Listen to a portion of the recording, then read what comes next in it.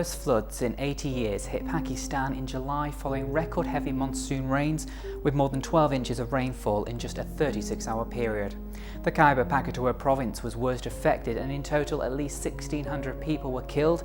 Thousands were rendered homeless, and according to a recent estimate by the United Nations, the number of people suffering as a result of the flooding now exceeds 14 million, a figure which is more than the combined total of the 2004 Indian Ocean tsunami, the 2005 Kashmir earthquake, and the 2010 Haiti earthquake. But it's not just the people of Pakistan that have been affected. The country's economy has also been hit hard due to the extensive damage to crops and infrastructure. Healthcare facilities in the worst affected areas have all but been wiped out, leaving inhabitants especially vulnerable to waterborne disease.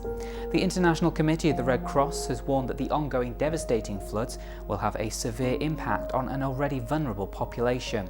4 million Pakistanis have been left with food shortages, and officials have warned that the death toll could rise as many towns and villages are not accessible and communications have been disrupted.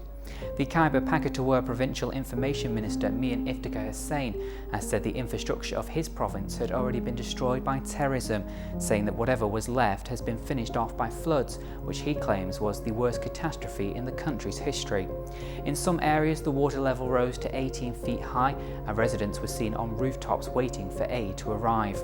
Nearly 4,000 houses were swept away, and at least 45 bridges damaged or destroyed, which resulted in the closure of the Karakoram Highway, which connects Pakistan with China.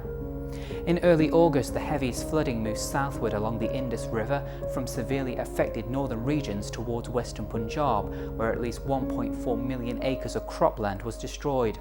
In Sindh, the Indus River burst its banks near Sukur, submerging the entire village of Morkanjatoy. Here there is also an absence of law and order, mainly in the district's countryside, where bandits have taken advantage of a disastrous situation by ransacking abandoned homes using boats.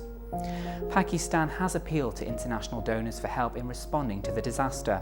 21 helicopters and 150 boats were pressed into service to assist the affected people. The US Embassy in Pakistan provided 7 helicopters to the authorities to assist in relief operations. The Pakistani army deployed troops in all affected areas, resulting in the rescue of thousands of people left stranded in rising waters. By early August, more than 100,000 people had been rescued and relocated to one of over 400 relief camps across the country. But the United Nations has criticised the world nations for responding slowly despite the ferocity and magnitude of the disaster. As of the 9th of August, only $45 million had been committed, a figure which is said to be far less than the usual for a natural disaster on the scale of what Pakistan is facing. The Pakistani government has also been blamed for a sluggish and disorganised response. President Asif Ali Zardari was personally criticised for going ahead with state visits to meet leaders in Britain and France at a time when his nation faced its worst ever natural disaster. And as the number of people affected by the flooding continued to soar, the Tehrik-i-Taliban told the government that it should not accept Western aid as to allow the country to maintain sovereignty and independence. The group claimed they themselves would fund relief efforts. No official response to their offer has ever been made by the Pakistani government. So the extent of the damage is severe. Aid is being delivered, but not enough. There is a continuing threat to the people of Pakistan, and more help is needed. Your help is needed.